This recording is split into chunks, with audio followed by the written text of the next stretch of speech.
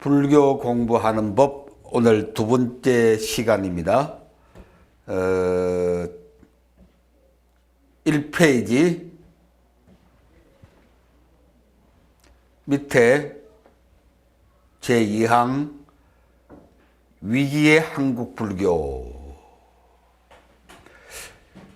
지난 시간에 우리 한국 불교 상황이 어떤 것인가 하는 것을 중점적으로 또 여러 가지 현실적인 사례를 들어서 얘기를 많이 했습니다. 여기서 우리가 굳이 이런저런 사례를 들지 않더라도 지금 한국 불교가 어떤 상황인가 하는 것은 우리가 모두 지금 체감하고 있으니까, 몸으로 느끼고 있으니까 뭐 더 긴 설명이 필요 없을 것으로 압니다. 지금 우리 한국 불교는 급속히 붕괴해 가고 있다. 한국 불교가 지금 일어나는 단계인가? 무너지는 단계인가?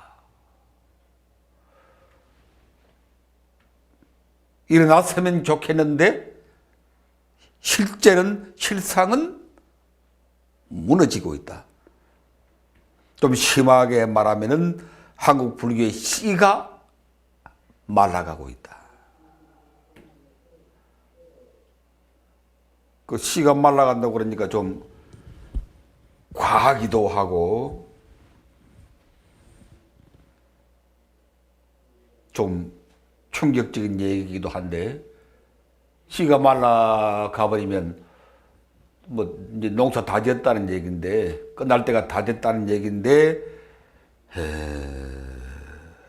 왜 이렇게 말할 수 있느냐? 씨가 뭡니까? 씨가 불자들의 씨가 뭔가? 간단히 말하면 어린이들, 청소년들, 그게 우리 한국 불교의 씨앗이죠. 종자. 어린이들, 청소년들, 조금 나아가면 대학생들, 청년들. 이게 이제 한국 불교의 참 종자요, 씨라고 할 수 있는데, 지금 어린이 불교가 어떻게 되고 있는가? 또 청소년 불교, 중고등학교 청소년 불교가 어떻게 되고 있는가? 이건 또 더 나아가서 대학생 불교가 어떻게 되고 있는가? 가장 중요한 이 세 그룹들, 어린이, 청소년, 대학생. 이 세 그룹이 한국 불교의 희망이고 미래고 씨앗이다. 그렇게 얘기할 수 있는데, 이 세 그룹들이 지금 어떻게 되고 있는가? 어린이 불교가 지금 거의 전멸 상태입니다. 조계산이 이렇게 유명한 큰절 몇 군데에서 그냥 구색 맞추기로 어린이 불교 학생회, 어린이 불교회 이런 거 있긴 있죠. 또 전국적으로 어린이 지도자들 동년이라고 하는 잡지도 만들어내고 그런 조직이 있긴 있지만 실제를 보면은 거의 유명무실하다. 어린이 법회 하는 절이 거의 없다. 중고등학교 법회 하는 절이 거의 없다. 큰 절 몇 군데 빼놓고는 거의 없는. 이건 그렇지, 7, 80년대만 하더라도 그렇지 않았습니다. 70년, 80년대만 하더라도 어린이들, 청소년들, 대불련, 대학생들 아주 굉장했다고. 그야말로 전국 도처에서 어린이회, 청소년, 중고등학생회, 각 대학의 대불련, 이게 불꽃처럼 일어났다고. 7, 80년도만 하더라도 지도자들도 많았고, 그런 단체도 좀 강했고, 그때 이제 큰 역할을 한 단체가 청소년 교화연합회라고 해서, 지금 젊은 분들은 잘 모를 테지만 50대 이상 분들은 잘 알 텐데 어린이 불교, 청소년 불교의 그 중심적 역할을 한 기구가 청소년 교화연합회. 아주 뭐 활발했어요. 나도 거기서 한 뭐 20년 가까이 같이 이제 동참해서 일했으니까 잘 아는데, 그때는 뭐 스님이고 제가 지도자고 혼연일체가 돼가지고 아주 열정이 대단했고, 1년에 몇 차례씩 뭐 지도자 강습회 다 전국으로 돌아다니며 열고 교재도 만들어내고, 그래서 뭐 각 절에서 어린이회 막 하고, 또 뭐 각 절이나 학교에서 중고등 학생 불교반 막 만들고, 뭐 대학교 대불련은 뭐 대학마다 다 만들고, 그 기세가 대단했습니다. 그래서 참 한국 불교가 희망이 있구나, 다시 살아난다 그랬는데 2013년 현재 어찌 되었느냐? 그 한마디로 씨가 말라가고 있다. 절마다 어린이회가 거의 없고, 절마다 학교마다 불교 학생회, 청소년 학생회가 거의 없고, 저 조계종에서 하는 뭐 파라미타라고 하는 게 그냥 조금 명색을 뭐 갖추고 있지만, 내가 볼 때 뭐 그것도 유명무실하고 그냥 명색만 갖추고 몇 군데 그냥 흉내만 내고 있는 것이지. 대불련은 뭐 지난 시간에도 얘기했지만, 대불련은 이미 거의 완전히 좀 소멸된 상태에 있고, 그래서 씨가 말라가고 있다 이렇게 얘기할 수밖에 없습니다. 조선왕조 척불 시대와는 상황이 다르다. 조선왕조에 들어와서 이제 척불 숭유 정책이다. 여러분 다 아시죠? 불교를 배척하고 유학을 숭상하는 척불 숭유. 그래가지고 불교를 배척을 해서 국가 정책적으로 불교가 크게 약화되고 참 핍박을 받고, 이렇게 불교가 그 위상이 많이 떨어졌지만, 그러나 그건 상층부 그 지배계급을 중심으로 해서는 그런 현상이 나타났지만, 그 하부구조 백성들은, 민중들은 여전히 불교 속에 있었고, 불교는 그들 속에 있었습니다.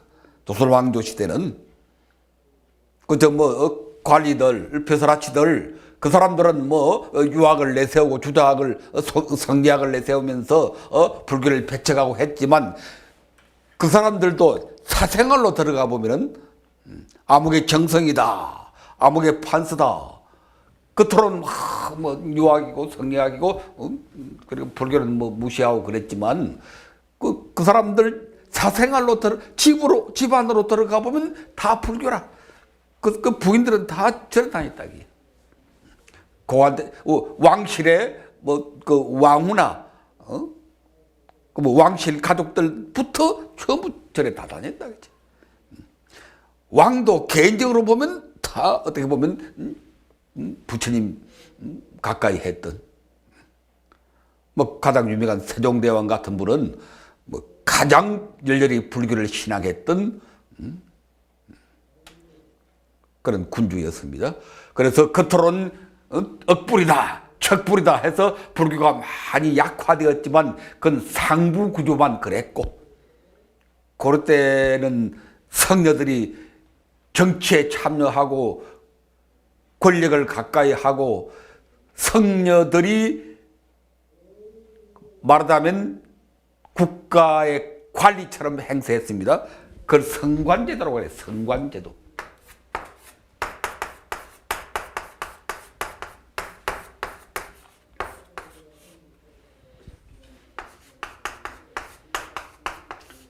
고려 때는 명실공히 불교가 국교가 되어가지고 성녀들이 관리처럼 행세했다. 이걸 성관 제도라고 그럽니다. 그 성녀라 그러면 그냥 국가의 벼슬아치들과 같은 계급을 다 받고, 그 관리들 계급이 쭉 있는 것처럼 성인들도 계급이 쭉 있었어요. 또 과거도 있어. 과거 일반 관리들이 문과를 통해서 관리가 되는 것처럼 이 성녀들도 과거가 있었다기요. 그걸 뭐라고 그래요? 그걸 성과라고 그래요. 성과. 참 생각해 보면 참 희한한 일인데 성녀들도 과거를 통해서 관리가 돼. 그걸 성관이라고 그래. 그러니까 불교가 그 권력을 중심으로 한 상층 구조에서도 강력한 힘을 가지고 있었는데 조선시대에 들어와서 척불이 되면서 이건 무너졌지. 성녀들이 격화되고 그 신분이 나중에 가면 그냥 천민 비슷하게 떨어지고, 그래서 불교가 상층 구조의 상부 구조는 많이 허물어졌지만 아까 말한 것처럼 이 하부 구조, 민중들, 백성들, 요새 말하면 국민들은 여전히 불교를 신앙하고 있었다. 그래서 500년 동안 조선시대 불교는 면면이 살아 있었다. 그러나 지금은 상부 구조, 하부 구조 가릴 것 없이 불교가 다 해체되고 있다. 무너지고 있다. 지금 상부 구조, 우리나라의 그 지배 그룹들 보세요. 우리나라의 지배 그룹들 지난 시간에도 얘기했죠. 뭐 국가의 대통령이나 뭐 장관이나 이런 지배 그룹들, 국회의원 등등 여기 불자가 거의 없어. 상부 구조도 완전히 무너졌고, 그럼 조선왕조처럼 하부 구조는 살아있느냐? 하부 구조는 이건 더 무너졌지. 더 무너졌어. 여러분들 그 직장이나 또 그 자기 주변에서 보면은 불교 믿는 사람이 몇이 안 됩니다. 근데 뭐 얼마 전만 하더라도, 우리 때만 하더라도, 우리가 한참 활동할 때만 하더라도 뭐라고 그래도 불교가 많았고, 그래도 뭐라고 그래도 그래 지금은 주변에 있는 친구들이나 뭐 직장인들 봐도 불교 믿는 사람이 몇이 없어. 내가 뭐 한 40몇 년 넘게 40년 가까이 학교에서 제자들 길렀으니까 지금도 그 옛날 제자들이 이제 1년에 한두 번씩 만나서 이제 같이 밥도 먹고 뭐 이렇게도 하는데, 그 만나서 이제 보면은 다 그냥 성당 나가고 교회 나가는 애들이라. 주로 성당을 많이 나가더만. 불교 믿는 제자들은 거의 없어. 참 기가 막혀서. 그래서 지금 불교는 상부 구조, 지배계층들, 하부 구조, 일반 국민들 다 지금 무너져 가고 있다. 조선시대와는 상황이 다르다.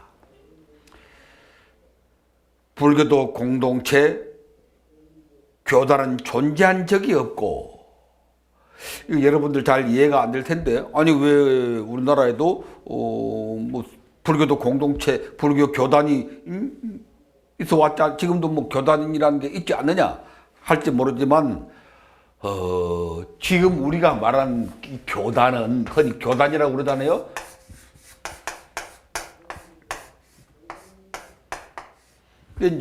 요새는 교단이라는 말보다는 무슨 말을 많이 씁니까? 종단이라는 말을 많이 쓰지. 종단.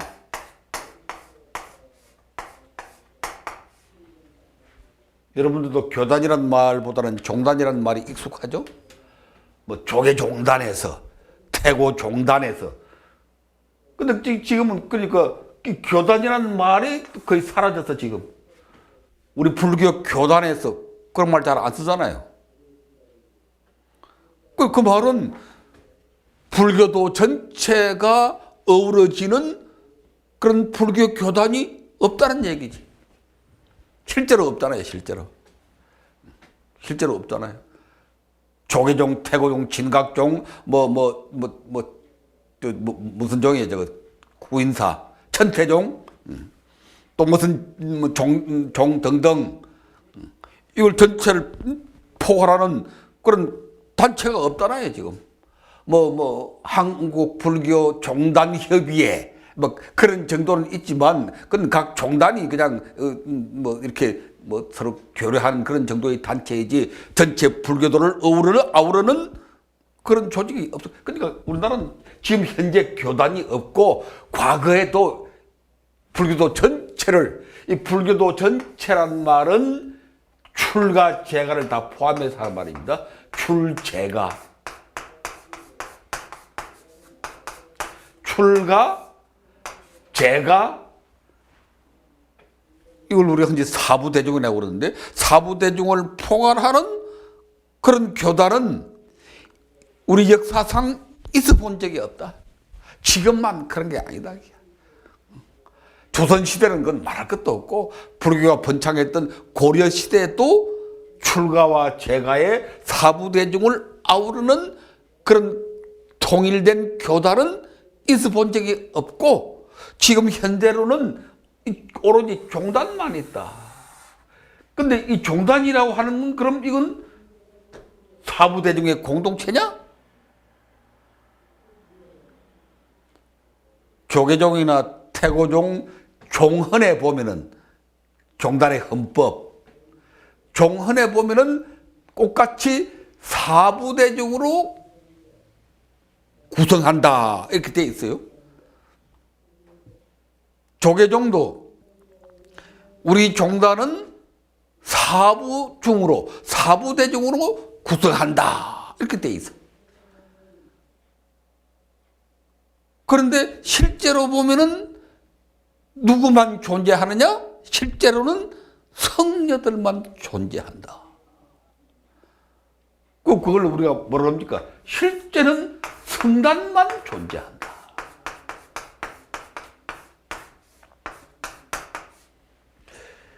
태고종도 역시 마찬가지다. 태고종 사부대중. 그리고 실제로 보면은 총무원이나 종회나 누가 다 차지하고 있어요? 성녀들이 차지하고 있죠, 성녀들이.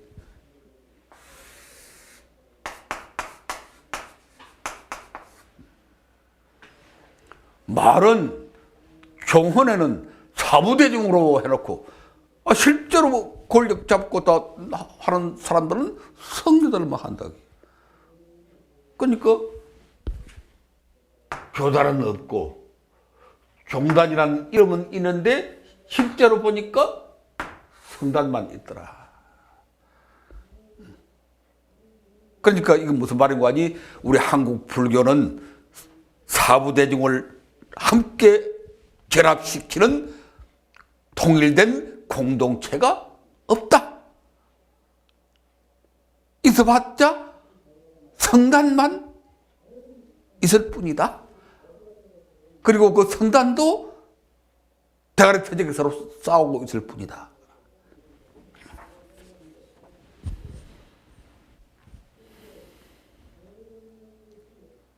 그런데 그 성단도 유례없는 카스트적 변질로 권력 추구에 급급하고 싸우기에 급급하고 청직한 수행자들은 설 곳이 없다. 이건 길게 얘기를 하지 않아도 우리가 다 지금 보고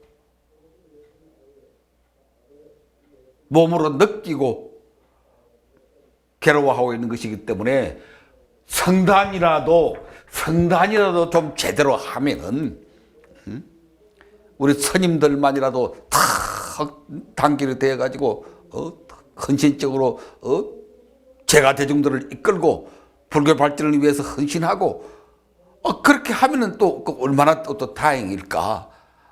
교단은 없고 종단이란 이름 아래 실제는 성단만 있더라도 그 성녀들만이라도 스님들만이라도 제대로 했으면 그나마 좋겠는데 있는 건 성단밖에 없는데 성녀들밖에 없는데 이것마저도 지리멸렬하고 총무원장 뽑을 때마다 대가리 터지게 싸우고 돈이 오고 가고 어느 종단을 불문하고 폭력이 난무하고 그럼 불교가 무엇으로서 힘을 쓸 것인가? 사부대종을 결집시키는 조단도 없고 종단도 실제는 성단에 불과한 것이고 또 성단은 성단대로 사분오일로 빠져서 허덕이는 그런 상황이다. 그런 얘기입니다.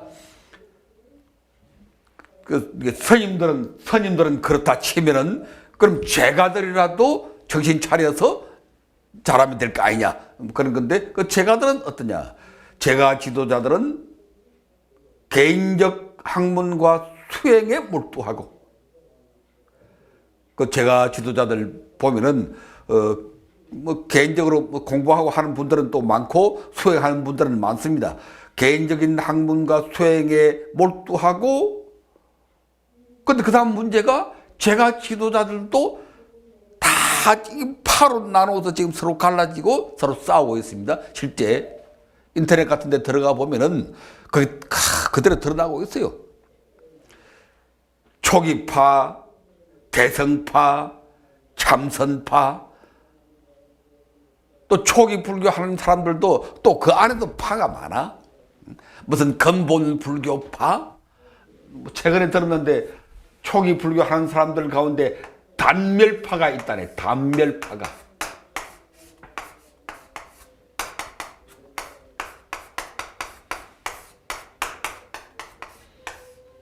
초기 불교파 가운데 또 한 그룹이 단멸파. 단멸이 뭐예요? 단멸이 뭡니까? 모든 게 끝난다는 거야. 이 세상 모든 것은 무상하다 그런 얘기지. 이 세상 모든 것은 무상하다.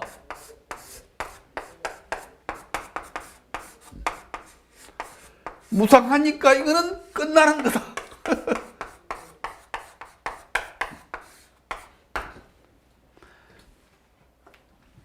인간의 뭐 육신도 끝나는 거고 정신도 끝나는 거고 뭐 무슨 어떤 사회적인 활동도 뭐 끝나는 거고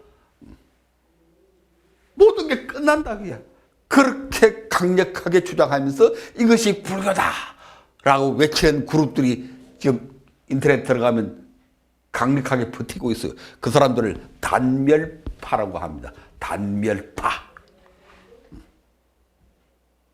그렇게 파로 나누어서 그까지는 좋아요. 뭐 불교를 같은 불교를 하더라도 뭐 다르게 좀 볼 수도 있고 다르게 주장할 수도 있으니까 뭐 옛날에 부파 불교가 있었던 것처럼 지금도 우리 불교 한국 불교가 지금 한국 불교는 종파 불교입니다. 종파 불교.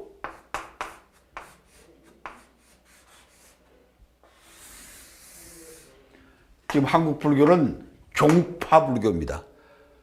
여러분 초기 불교 다음에 부파 불교라는 말 들어봤죠? 부파 불교. 인도에서 부파 불교. 20개의 부파로 나누어져서 이렇게 갈라졌죠? 근데 우리나라는 지금 종파 불교입니다. 종단. 뭐 종단이 뭐 지금 뭐 200개라든가 300개라든가 매일같이 뭐 하나씩 생긴다네. 자유니까. 지금 종파 불교인데 뭐 종파 불교도 좋다기야. 좋은데 뭐가 문제냐? 서로 싸운다. 서로 싸워. 초기파, 뭐 대성파, 참선파, 뭐 단멸파, 무슨 파 해가지고 자기들 어떤 개성을 가지고 자기들 특성을 가지고 열심히 하면서 서로 힘을 합치면은 한국 불교가 살 텐데 나뉘어져서 서로 싸운다기야. 서로. 아마 이거 잘 모르는 분도 있을 텐데 이걸 알려면은 카페에 들어가 보면 알아요. 다음이나 네이버에 불교 관계 카페에 들어가서 가만히 보면은 얼마나 지금 대가리 터지게 싸우는가 하는 것을 알게 됩니다. 이루 말할 수 없을 정도로 분열하여 내가 저가 정통이래. 서로 내가 정통이다. 넌 정통 아니다. 너는 틀렸다. 초기 불교는 대승불교를 인정하지 않고 또 대승불교는 초기 불교를 인정하지 않고 또 참선파는 또 이 교파를 또 인정하지 않고 또 교파는 참선파 선파를 인정하지 않고 고집하고 싸우며 서로 해치고 있다. 이걸 뭐라고 그러냐 이걸. 우리 불교는 성단은 성녀들은 성녀들대로 서로 분열하고 권력주의에 빠져서 아까 그게 카스트란 말 나와 있죠. 카스트. 이 카스트가 뭡니까? 이 계급제도죠. 계급제도. 인도의 카스트. 네 개의 계급. 제일 윗대가리가 인도의 그 성직자들이죠. 브라만. 그 인도 그 고대에는 그 성녀들이 최고 계급이었습니다. 계급이라 계급. 권력자들이라 성녀들이. 그걸 깨트리고 나온 분이 부처님인데 그 지금 우리나라 성녀들도 카스트라고 하는 게 이게 뭐 계급이라고 하는 게 이게 뭔 거니? 이게 권력이든 권력? 전부 권력을 탐하고 있다. 그러니까 부처님이 깨리고 그렇게 몸부림 애썼던 그 카스트가 한국 불교 다시 지금 판을 치고 있다. 죄가들은 어떠냐? 서로 분파를 만들어서 서로 해치고 있다. 그러니까 참 그야말로 씨가 말라가고 있고 희망이 없다. 막 그런 얘기가 되는 것입니다. 동력의 상실, 희망의 상실. 서로 힘을 합쳐야 거기서 동력이 생기는데, 에너지가 생기는데, 기독교가 십자가잖아요, 십자가. 이걸 그 사람들은 이걸 뭐라고 합니까, 이거?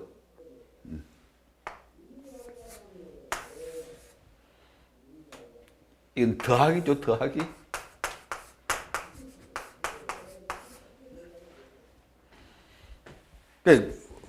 기독교인들도 분파가 많아요. 또 서로 많이 싸워요. 그러면서도 그 사람들은 이 더하기를 할 줄 알아.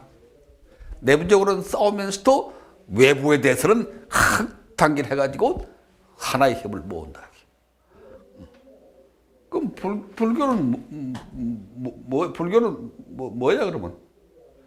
가만히 생각해 보니까 기독교는 이 더하기 플러스라면 불교는 마이너스예요, 마이너스.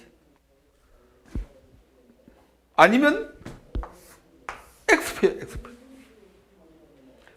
서로 힘 빼기, 서로 힘 빼기. 조계종은 제가만 잘났다고 그냥 태우종 같다. 뭐 취업도 안 하고 서로 힘 빼기야. 서로 해치는 거예요, 서로 해치는 거. 출가 제가 서로 해치고, 출가는 성들은 성들끼리 서로 해치고, 제가들은 제가들끼리 서로 해치고. 동력 상실, 희망의 상실.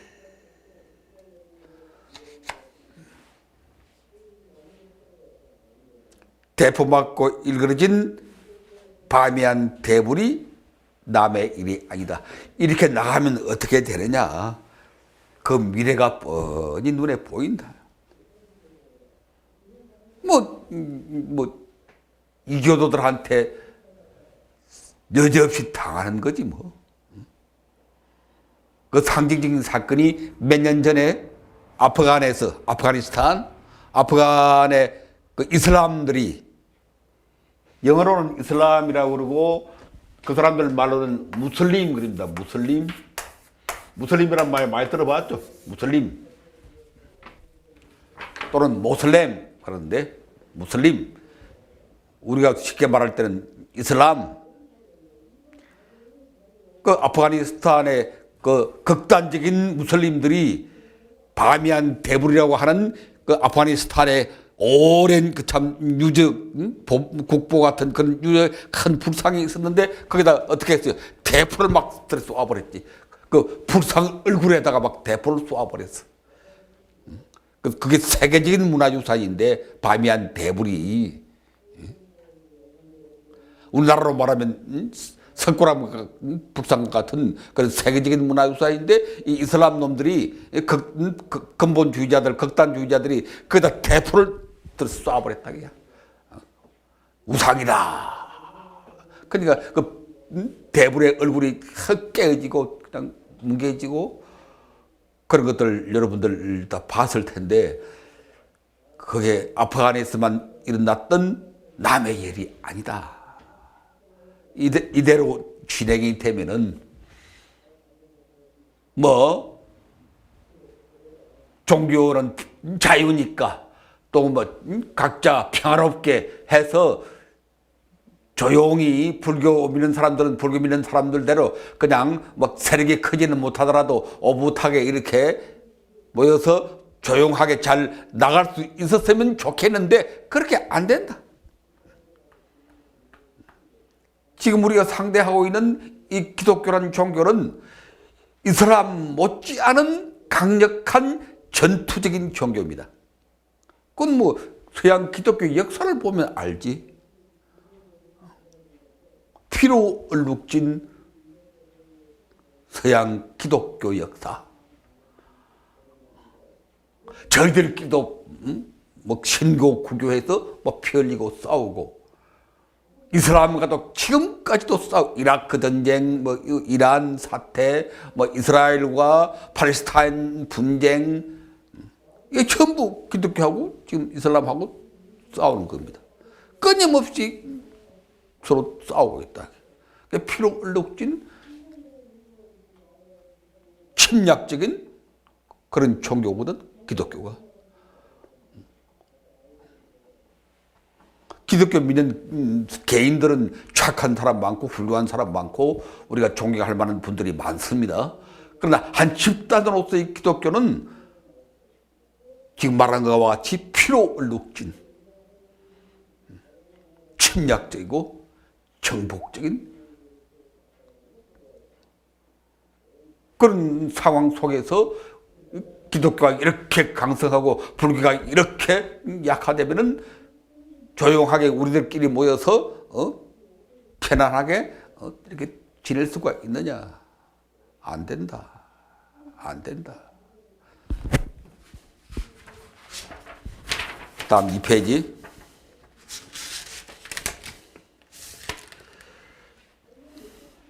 또 우리 불교 믿는 사람들 가운데서 일부는 그건 너무 지나친 얘기 아니냐? 응? 불교는 위 없는 진리이기 때문에 무상의 진리이기 때문에 부처님의 법은 상전한다. 좋은 말이죠. 아주 좋은 말입니다.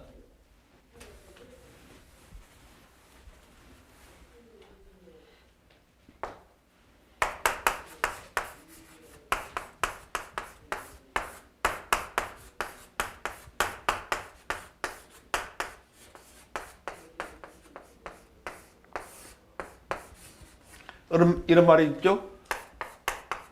법, 윤, 상, 저. 부처님의 진리의 바퀴는 항상 돌고 돈다. 부처님의 법은 불멸이다.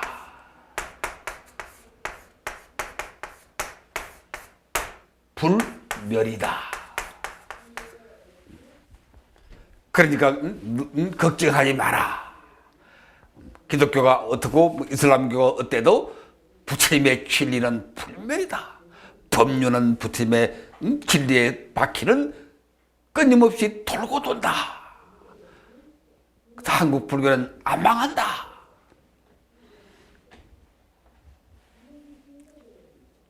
어떤 그런 신념을 갖는 것은 훌륭한 일입니다. 그런 신념을 갖는 것은 훌륭한 일인데 동시에 우리가 현실을 보고 역사를 볼 줄 알아야 돼요. 역사를 볼 줄 모르고 신념만 가지고 있으면 그건 환상에 빠지는 겁니다. 신념을 갖는 것도 중요하지만 동시에 현실을 볼 줄 알아야 된다. 역사의 현실이 어떠냐? 과연 진리는 영원 불멸이었느냐?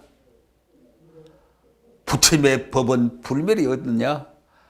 부처님의 법바퀴는 끊임없이 돌고 있느냐? 그래요? 그렇다고 그러면 기분 좋을 텐데 실제로 그래요?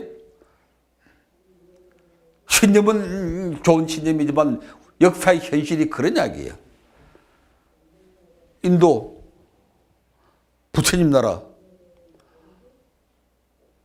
그게 불법이 불멸입니까? 또 거기 법륜 상전입니까? 나도 지난 1월 달에 열흘 동안 우리 청보리 제자들과 더불어 8대 성제를 미친 듯이 돌아왔는데 열흘 동안에 8대 성제를 돈다는 게 실로 어려운 일입니다. 적어도 한 보름은 최소한 보름 내지 20일은 걸려야 되는데 그걸 그야말로 열흘 안에 실제로는 한 7일 동안 8대 성지를 돌아다녔는데 가는 데마다 보이는 것은 무너진 절터, 벽돌 덩어리만 남아있고 요새는 이제 인도 정부가 이제 관광 사업을 하려고 그걸 좀 잘 가꾸어 가지고 옛날보다는 좀 많이 낫더만요. 좀 보기는 좋게 이렇게 가꾸어 놓고 또 성지에 들어가는 데다 맨발로 신발 벗고 들어가도록 뭐 그런 거는 잘 돼 있던데 그러나 남아있는 것은 그때나 지금이나 무너진 절터 쌓여있는 벽돌 덩어리 벽돌담 그거밖에 없지. 거기에 무슨 불교가 있고 그게 무슨 진리가 있느냐. 진리가 영원한 것이 아니다. 그게 제일 위에 만해 스님의 그 유명한 조선 불교 유실론의 한 퀴즈를 들어놨죠. 만해 스님이 얘기하기를 진리가 승리하는 것이 아니다. 신념으로는 그런 신념을 갖는 게 좋습니다. 우리 개인적인 신념으로는 진리가 승리한다. 그런 신념을 갖는 게 좋지만 동시에 역사적 현실을 보라. 역사적 현실을 보면 어떠냐? 진리가 승리하는 게 아니고 세력이 승리한다. 그걸 극단적으로 표현하면 대포가 승리한다. 만해 스님이 그랬어요. 10년 전에 1910년경에 불교 유심론을 발표했으니까 그러니까 한 110 몇 년 된, 12, 13년 된 전에 벌써 만해 스님은 진리가 승리하는 게 아니다. 진리를 지키기 위한 힘이 없으면 세력이 없으면 망한다. 세력이 승리한다. 극단적으로 대포가 승리하는 것이다. 그 서양 세력 앞에 지금 우리 세력들은 어떻게 되어 있느냐? 왜 이 지경이 되었는가? 우리 한국 불교가 왜 이 지경이 되었는가? 한마디로 불교하는 법, 불교 공부하는 법이 잘못되어 있다. 진리가 잘못된 게 아니고 부처님의 진리는 그야말로 진리 그 자체로서는 영원한 것입니다. 부처님의 진리 이상의 그 무엇은 없다.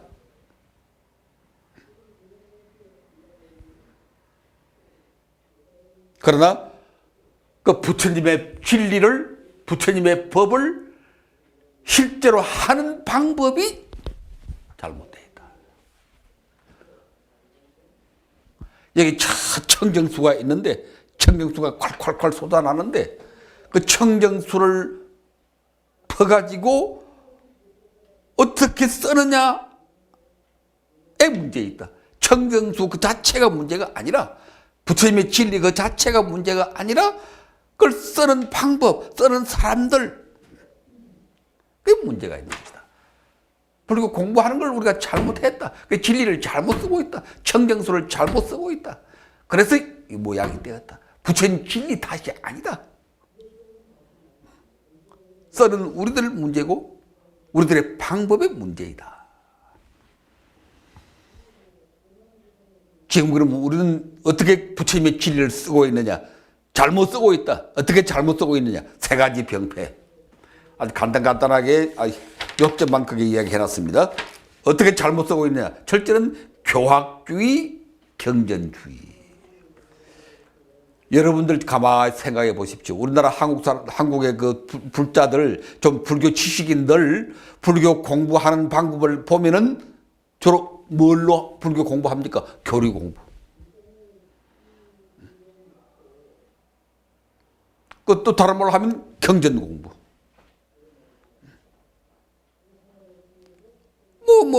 무슨 절이나 무슨 불교 대학이나 모였다 하면은 그냥 금강경 강의 무슨 화엄경 강의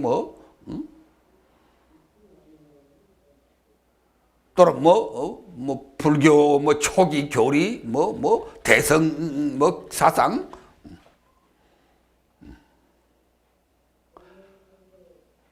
불교를 공부하는데 이렇게 교리 중심으로 교학 중심으로 또는 경전 중심으로 불교 공부한다고 그러면 경전만 들고 이렇게 앉아서 또 연기법이 어떻고 사세팔정도 어떻고 공사상이 어떻고 이렇게 교리 중심으로. 그럼 교리 중심으로 공부하는 게 나쁩니까?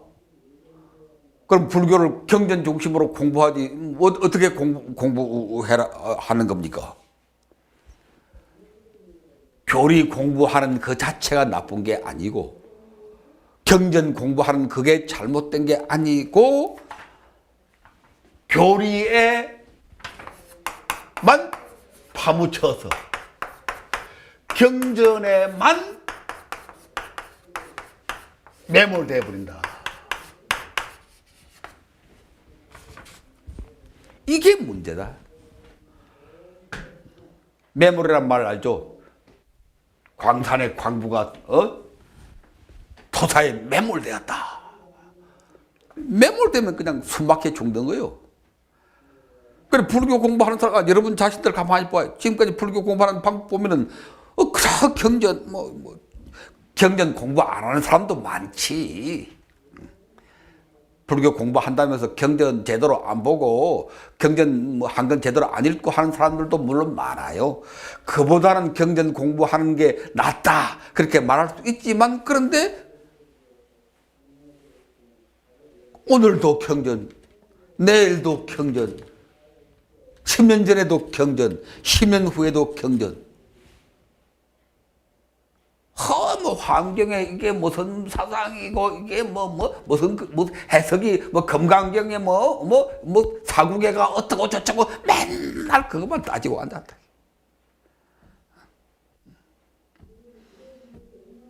그렇게 경전에만 교리에만 교학에만 몰두하면은 떡이 생겨요, 밥이 생겨요. 아무것도 안 생겨. 결국 매몰되어 죽고 말아.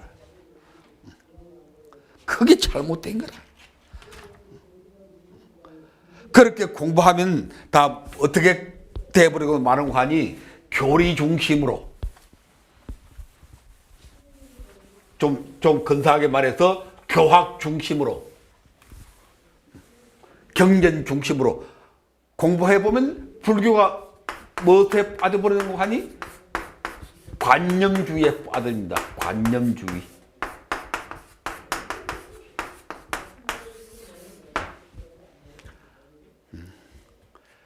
지금 우리 불교 공부하는 방법 가운데 가장 잘못된 게 이 관념주의입니다. 관념주의. 생각만 해, 생각만. 머리만 굴려, 머리만 굴려.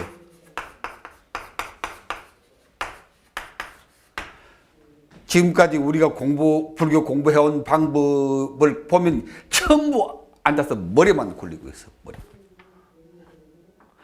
뭐 사제가 뭐고, 뭐 고집멸도가 뭐고, 또는 코에는 무슨 사고 팔고가 있고, 전부 머리만 굴리고. 그걸 어떻게 우리가 이 사회에 펼 것인가, 쓸 것인가, 사회 현장에 나가서 어떻게 이 사회를 변화시킬 것인가, 그런 것도 머리로만 해, 머리로만. 중생을 제도해야지. 머리로만 제도해, 머리로. 정토를 만들어야지. 머리로만 만들어, 머리로만. 그야말로 진절머리가 난다, 그게. 불자들 만나서 뭐 얘기하면, 뭐 교리 논하고, 공사상에 어쩌고 저쩌고 이먹고가 어쩌고 저쩌고 전부 그냥 말만 하고, 이론만 따지고, 머리만 굴리고 앉았다. 전부 관념주의에 빠져가지고 밖으로 나오질 못해. 이 세상 밖으로 나오질 못해. 다음 두 번째 또 우리가 빠져있는 큰 병폐가 선정주의, 참선주의, 한소식주의. 이먹고 요새 또 초기 불교가 들어와가지고 이빠사나, 뭐 사마타, 또 뭐 대성불교, 중국의 가나선 해가지고 이먹고 정전에 뭐 백수장가 뭐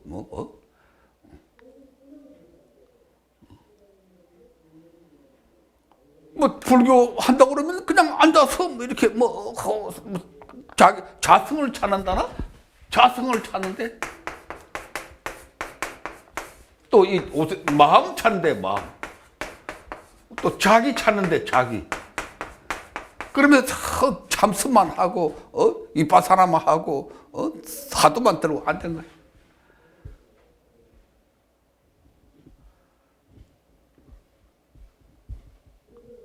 오늘도 앉아있고, 내일도 앉아있고, 10년 전에도 앉아있고, 10년 뒤에도 앉아있고.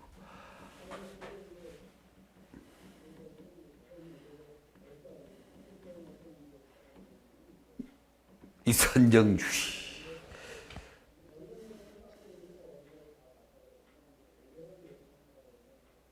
이것은 자기 매몰. 아까 여기서는 생각에 매몰되는 것이고, 여기서는 선정주의는 자기한테 그냥 빠져버려. 자기 매몰. 맨날 자기만 찾고 앉았어.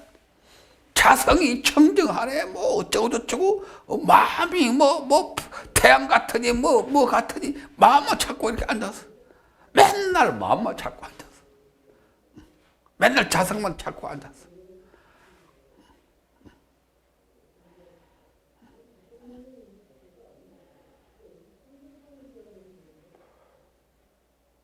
다음 세 번째는 출가월주의. 아까도 성녀 성관제도 얘기했지만, 우리 지금 불교는 모든 것을 출가 성녀들이 다 잡고 있어요.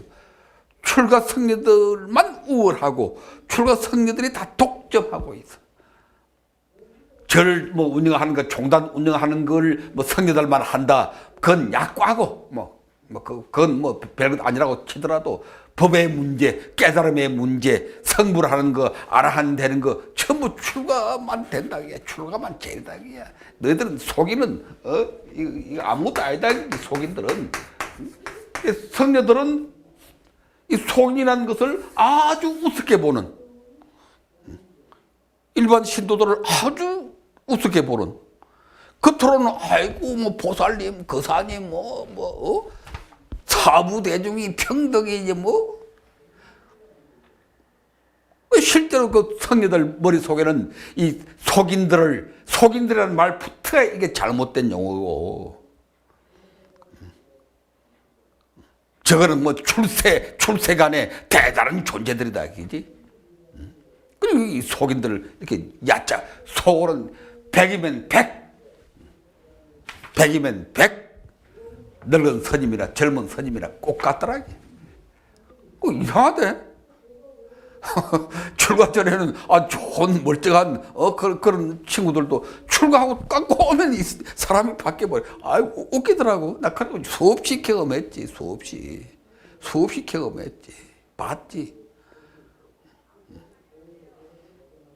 그래가지고 결과적으로는 많은 사람들로부터 따돌림을 당하는 거지.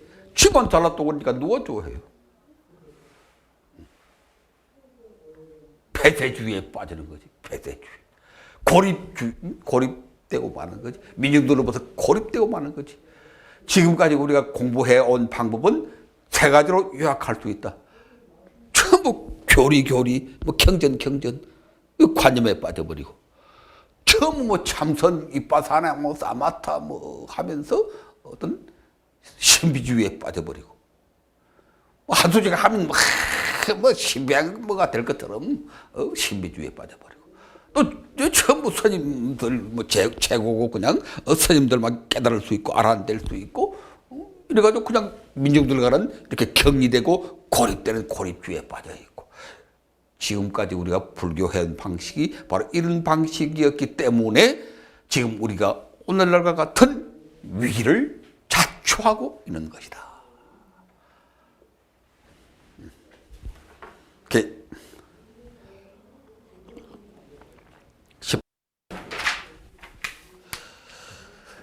지금까지 우리가 공부해온 방법을 다시 한번 정리해 보면은, 첫째는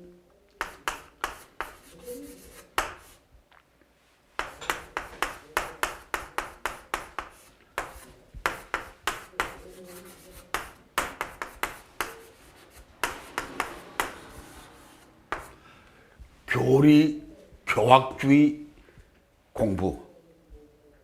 그러니까 여러분이나 나나 지금까지 공부해온 보면은 전부 교리에 매달려서,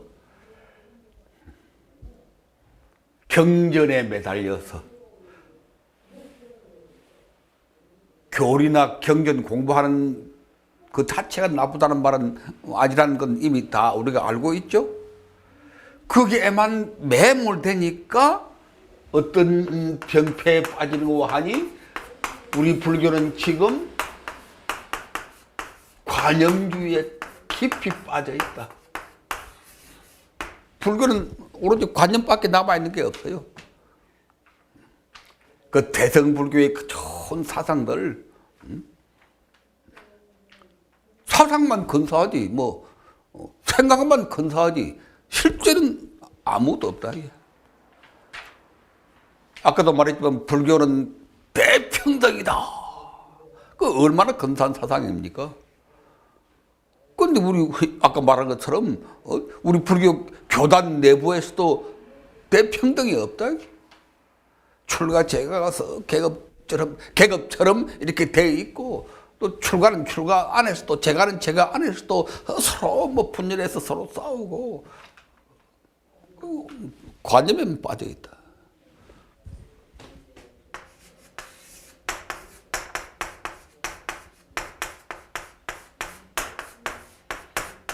또 하나 선정주의.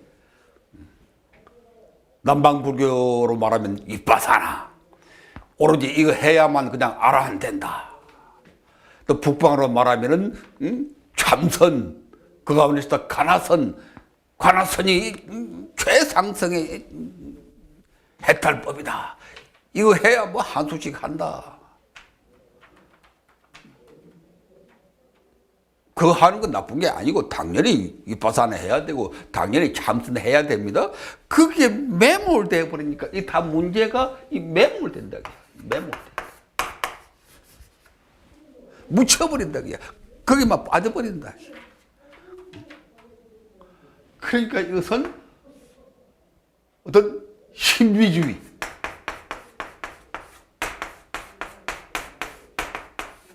뭐 털고 앉았으면 뭐가 도를 깨달으면 뭐 신비한 뭐가 되는 것처럼 한 소식 하면 그냥 이 세상 다 다 해결되는 것처럼 생사해탈하고 뭐 어떻게 다 되는 것처럼 그렇게 됩니까? 누가 그랬어요?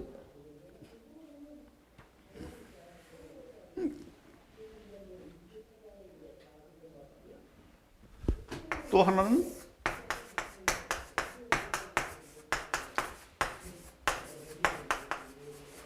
출가 우울증이. 오로지 출가해야 뭐 그거 도통하는 거고, 출가해야 청정한 삶을 살 수 있고, 출가해야 뭐 남방에서는 아란 되고, 북방에서는 출가해야 뭐 도인 되고, 속인 이것들은 뭐 어리석은 중생들이고.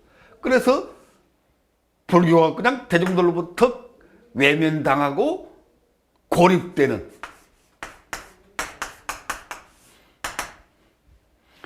폐쇄주의. 불교는 근본적으로 열린 불교인데 지금 절에 가보면 전부 폐쇄되어 있어. 성녀와 속인들 사이에는 엄청난 울타리가 다 가로막혀 있다.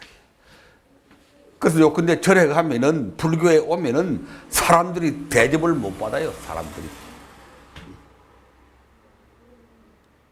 모처럼 사람들이 어떻게 참 마음을 내 가지고 절에 가 보면은 그 당장 피부로 느껴. 서인들이 나와서 반갑습니다. 어서 오십시오. 허심탄회하게 이렇게 맞아주지를 않거든. 뭐 태고종은 좀 나아져. 그래도 태고종은 특히 조계종 쪽은 뭐 이루 말할 수가 없어. 참 알지 못할 참 신비한 일이라. 어떻게 해서 이렇게 되었는지. 우리가 한참 활동하는 70년 80년대만 하더라도 나도 큰 스님들하고 다 같이 좀 활동한 사람이지만 그때 큰 스님들은 절대 안 그랬어요.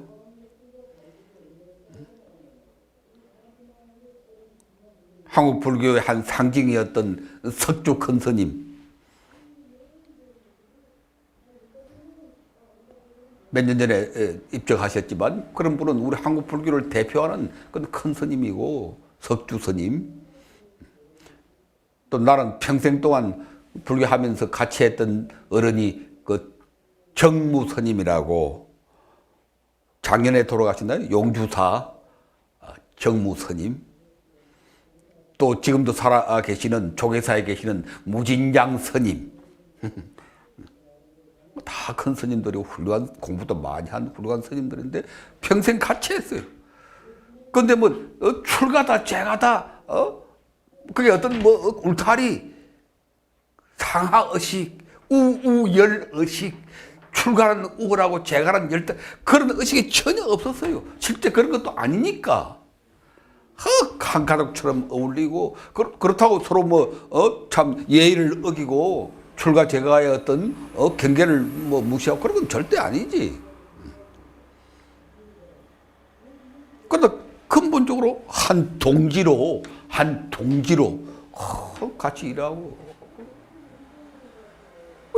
지금은 어떻게 된 파인지 머리만 깎았다 그러면 그냥 목이 빳빳하고 그냥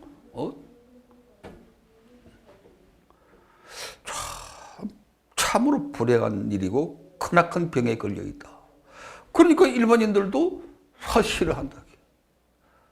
절에 오면 대우받아야 되는데, 빛나야 되는데, 절에 와보니까 스님들만 대우받고 스님들만 빛나거든. 그러니까 누가 올라오고 그래? 요새 같은 이렇게 개성이 발달하고 인권이 발달하고 이런 세상에 누가 오겠어요? 누가 오겠느냐고. 근데 교회 가면 어때요? 아침에 일요일 날 예배 보러 교회 가면은 목사들보다 쫙 밖에 나와서 기다리고 있어. 누가 오면 달리 악수하고, 형제여, 자매여, 어서 오시오. 악수하고. 그런다고 목사들 위신이 떨어집니까? 에이, 저 목사들 시시하구나, 저거. 신도들한테 구신구신하고. 그래요? 그럴수록 다 받들고, 아이고, 우리 목사님, 우리 은혜 주시고. 그러니까 사람들이 그거 가면 대접을 받잖아요. 대접을 받잖아요. 빛이 나잖아요. 그 사람들이 그 교회 가면은. 그러니까 그리로 몰려가는 거라고. 진리는 간단합니다. 불교 살리는 진리, 첫째가 오는 사람들 빛나게 하라. 스님들 빛낼 생각하지 말고, 스님들은 뭐 그 안에도 빛나는 분들인데 뭘 새삼스럽게 빛내려고 그래 자꾸. 찾아오는 속인들, 제가들 빛나게 하라. 절에 찾아온 보람을 느끼게 하라. 아, 내가 대단한 존재구나. 그렇게 느끼도록 하라. 이 강의 듣는 우리 스님들, 절 경외하는 스님들 많을 텐데, 내 말대로 한번 해보세요. 무슨 제일날이든지, 무슨 불교 명절 때, 탁 단정히 옷을 입고, 탁 문 밖에 서서 오는 대중들 나가서 악수하고, 맞이해보세요. 그러면, 아이고, 우리 스님 참 변했구나. 우리를 이렇게 친절하게 참 훌륭하다. 그러지. 아이고, 우리 스님 시시해. 굽실굽실하고. 그렇게 하면 그 절이 불꽃처럼 일어날 겁니다. 진리는 간단합니다. 절에 오면은 대접 못 받고, 교회 가면 대접받기 때문에 교회로 가는 거예요. 절에 다니던 사람들도 맨날 뭐 별 볼 일 없다가 절에 오면은 한 구석에 앉아서 뭐 돈이나 내야 되고, 뭐 밥이나 한 그릇 얻어먹고, 뭐 가는 동 마는 동 알아주는 사람도 없고, 스님이 뭐 눈길 하나 주나 돈 많은 사람들만 뭐 한다 그런 생각 다 하잖아요. 그런데 교회 가보면은 손잡고 그냥 또 어려운 사람이 있으면 기도해 주거든. 아무개 형제야 뭐 다 교인들이 같이 기도해 주고 그러니까 정말 거기 갔으면 자기가 대단한 존재가 된다. 그러니까 그리로 가는 거예요. 이런 병폐 고리 폐쇄주의. 그래서 우리 공부하는 법이 근본적으로 잘못된 것이다. 그래서 아까운 사람들, 아까운 인재들 다 떠나가고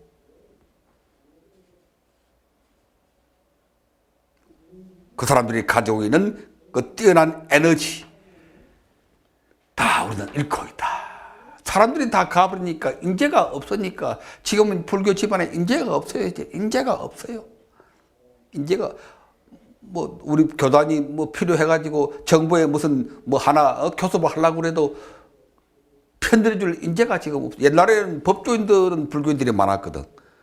검사나 판사 주로 절에 와서 고시 공부를 했기 때문에 우리 어릴 때는 그랬다고. 법조인들은 되게 불교였어요. 그 요새는 완전히 사라져 버렸어. 요새는.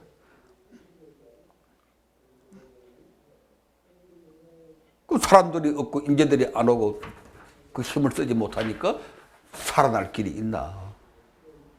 안 되는 거지. 3. 그러면 어떻게 할 것인가? 출구는 무엇인가? 불교하는 법, 불교 공부하는 법을 바꾸자. 구체적인 방안. 중요한 얘기를 합니다. 지금부터 우리가 불교 혁명을 일으켜야 되는데 지금까지 해왔던 불교 좀 개혁해서는 그 정도 가지고는 안 됩니다. 불교 혁명을 일으켜야 된다.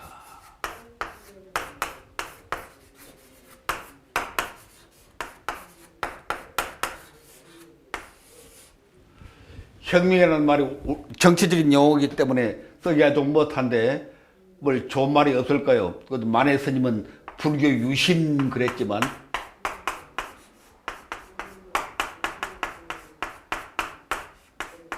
이 또 유신은 또 박정희 대통령 유신 때문에 이미지가 그냥 나빠져가지고 이것도 별로 재미없고 이거 뭐라고 그러지? 불교 혁신이라고 그럴까? 내가 왜 혁명이라고 하느냐? 지금까지 하던 방식 좀 고쳐가지고는 안 된다. 아예 근본적으로 바꿔버려야 된다. 그래서 혁명입니다. 혁명은 근본적으로 왕조 자체를 바꿔버리는 거거든. 그런 뜻으로 이제 혁명인데, 그 뭐 좋은 말은, 좋은 용어는 안 되니까 여러분들이 한번 생각을 해보세요. 불교 뭐라고 표현하면은 근본적으로 바꾼다고 하는 뜻이 잘 드러날까. 하여튼 그런 뜻으로 지금 불교 혁명해야 살아나는데, 혁명의 전략은 한마디로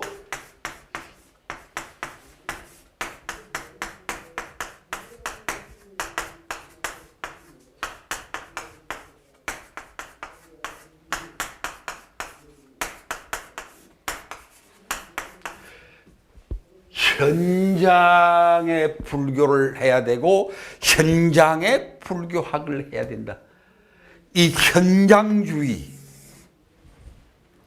이게 불교 혁명의 대전제입니다. 앞으로 우리가 많은 얘기를 할 텐데 그건 모두 무엇을 전제로 해서 나오는 얘기인고 하니 현장주의. 현장으로 돌아가자.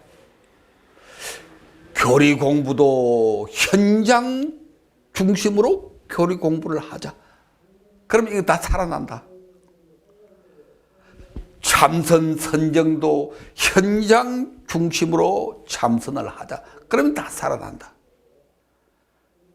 출가 재가도 현장 중심으로 서로 어울리자.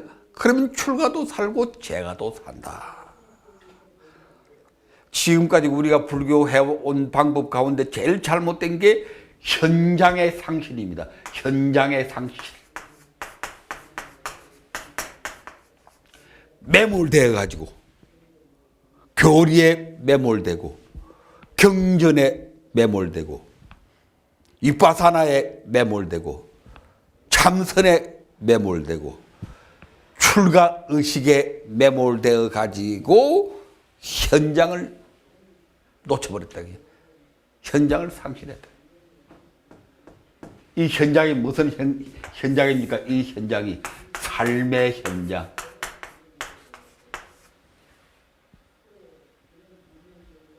사회 현장. 역사의 현장.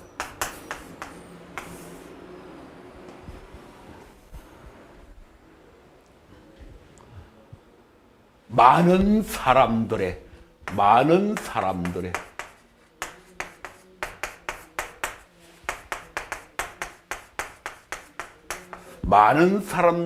삶의 현장을 놓쳐버린다. 지만 찾겠다고, 아까도 지만 찾는데.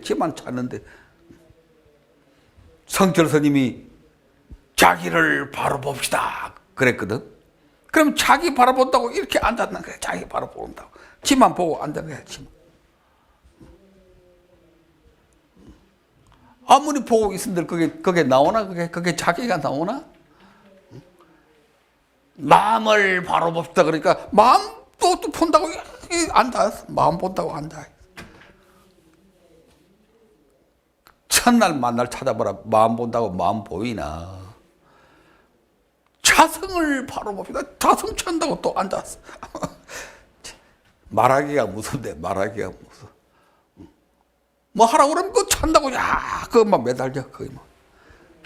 자기나 자성이나 마음이나 다 같은 말이죠, 그게. 자기 찾는다고, 자성 찾는다고, 마음 찾는다고, 첫날 만날 자기 보고 앉아서 찾아도 절대 그게 없습니다. 자기가 없어요, 그게. 자성이 그게 없습니다. 마음이 그게 없습니다. 마음 찾는다고 아무리 앉아도 그게 마음은 없습니다.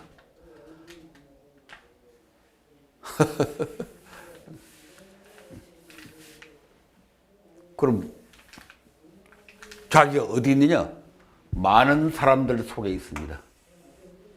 많은 사람들이 삶의 현장 속에 자기가 있습니다.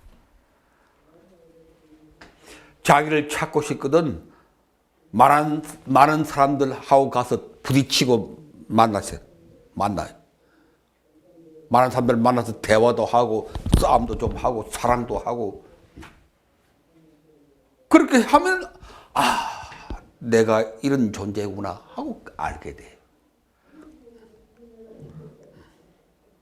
그래서 자기 혼자서는 자기를 찾읍시다. 첫날 만날 찾아봐. 그건 자기 없거든. 나는 어디 있느냐? 많은 사람들의 삶의 현장, 그 부딪힘, 거기서 내가 있다. 자성을 찾아 봅시다. 첫날 만날 자성 찾아도 없단 말이야. 자성은 어디 있느냐? 많은 사람들의 삶의 현장 속에 자성이 있다. 미워도 해보고 사랑도 해보고 실망도 해보고 성공도 해보고 그러면서 하하, 인간의 마음이 이런 것이구나. 사람들의 마음이 이런 것이구나. 아, 내 마음도 이런 것이구나 하고 자성을 보게 되는 거예요. 마음을 바라봅시다. 마음을 봐야 뭐 진리를 본다 뭐. 그 마음 참도 어디가 마음이 어디 있느냐? 많은 사람들의 삶의 현장 속에 마음이 있다.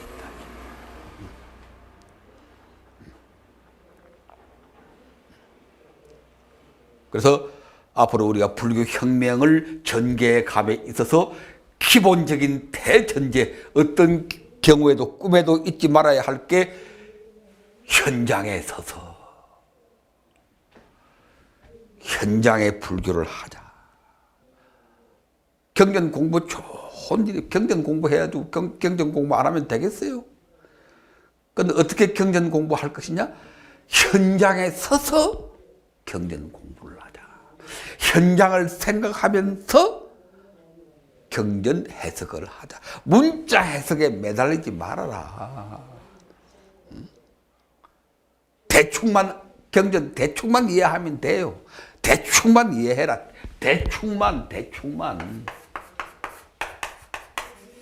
대충.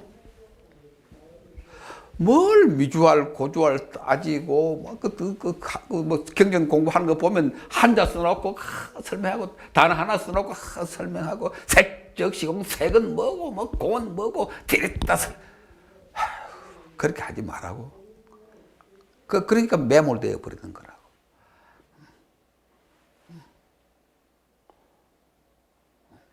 그냥 경전은 대충 그냥 이런 말씀이구나. 색적시공 공적시색 무슨 말이요? 그 문자 색은 뭐고 공은 뭐고 그렇게 매달리지 말고 대충 한번 말해봐요. 색적시공 공적시색 그거 무슨 뜻입니까? 대충 무슨 뜻이요 그게? 뭐 하라는 거예요 그게? 그걸 말 못하지. 색이 뭐요, 공이 뭐냐 하면 한가닥 하는 사람들 말 많을 텐데 색은 뭐고 공은 뭐 할 텐데 대충 무슨 뜻이요 하니까 막혀서 말 못하지.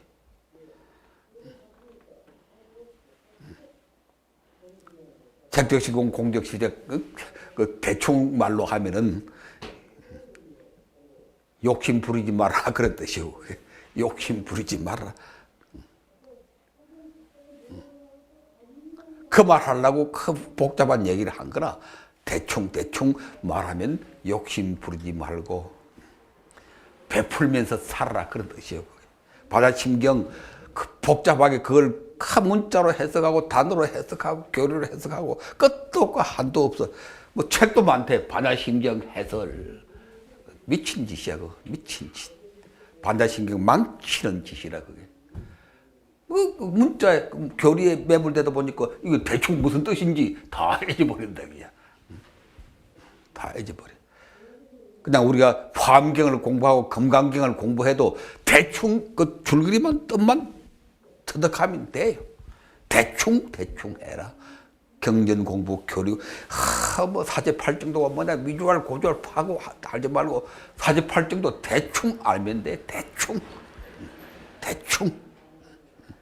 사제팔정도 대충 무슨 뜻이요? 욕심 부리지 말라는 뜻이요. 욕심 부리지 말라는 뜻이요. 부처님 법이 모두 대충 말하면 욕심 부리지 말고 함께 나누라 그런 뜻입니다. 그것만 알면 그 복잡한 교리 던져버려야지. 그야말로 교를 던져버려야 돼.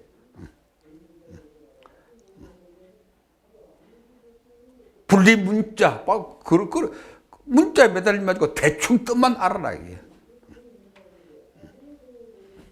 부처님 법이 모두 대충으로 말하면은 욕심 부리지 말고 서로 나누면서 살아라. 그런 뜻입니다. 그 뜻만 알면 돼. 아, 이 말씀은 다 그런 뜻이구나. 그래서 현장의 삶을 중심으로 우리가 공부를 해야 된다. 많은 사람들의 삶의 현장으로 돌아가자. 우리가 제일 지금 불자들이 안 되는 게 이게 안 됩니다. 훌륭한 스님도 많고 불교 학자도 많고 수행 오래 한 분들도 많아요. 그 귀한 분들입니다. 그런데 왜 빛을 발하지 못하느냐? 훌륭한 스님들은 왜 빛을 발하지 못하고 불교 공부 많이 한 학인들이 왜 빛을 발하지 못하고 수행 많이 한 수행자들이 왜 빛을 발하지 못하느냐? 그 고귀한 분들이 아까워 죽겠어. 아까워 죽겠어. 세상에 어디 가서 그런 고귀한 스님들을 만나며 어디 가서 또 그런 훌륭한 학자들, 학인들을 만나며 또 어디 가서 그렇게 열심히 살아가는 수행자들을 우리가 만날 수, 불교 집안에 그런 분들 많아요. 많아요. 그런데 빛을 발하지 못해. 세상에서 알아주지 않는 게 문제가 아니고 역할을 못해. 목사나 신부나 뭐 이런 사람보다 10배, 100배 훌륭한 그런 인격을 가진 그런 우리 불교 대중들이 이 사회에서 역할을 못한다기야. 그러니까 알아주지 않는다기야. 그러니까 개밥의 도토리다기야. 그 텔레비에 나와서 뭐 아침마당인가 저녁마당인가 그래서 나와서 떠들어서 하는 사람 붙들어 보면 저게 무슨 헛소리들이야 도대체.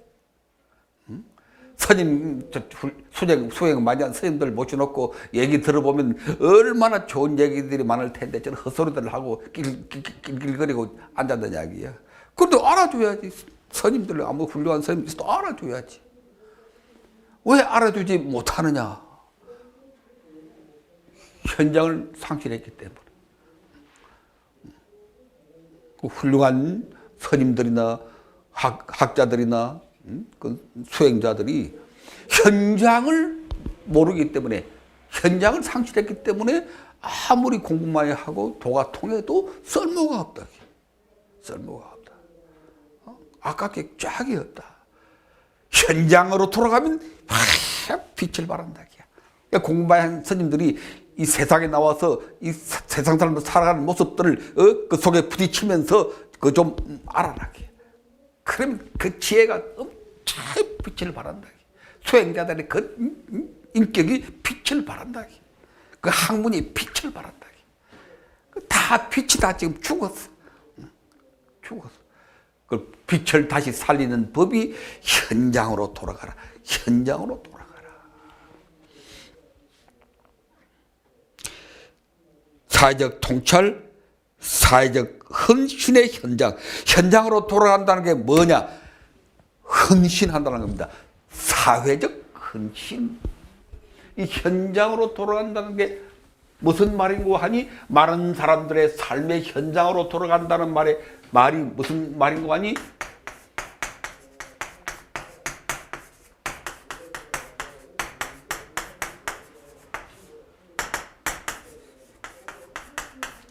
사회적인 통찰과 사회적인 헌신의 삶을 살아가는 것입니다. 현장에 돌아가서 많은 사람들이 살아가는 모습을 바라봐라. 그게 통찰이잖아요.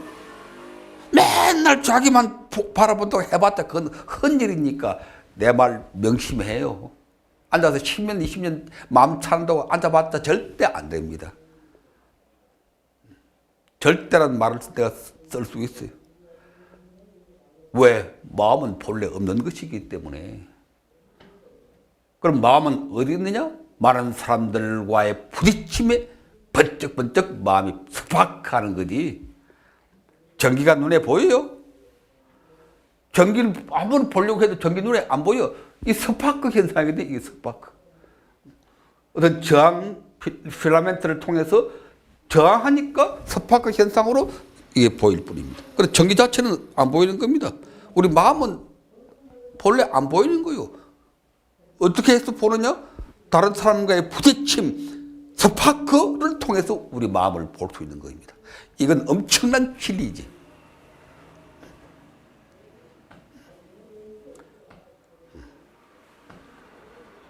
그래서 정말로 마음 찾고 자기 찾고 자성 찾으려면 많은 사람들 속으로 들어가서 현장으로 가서 부딪혀라.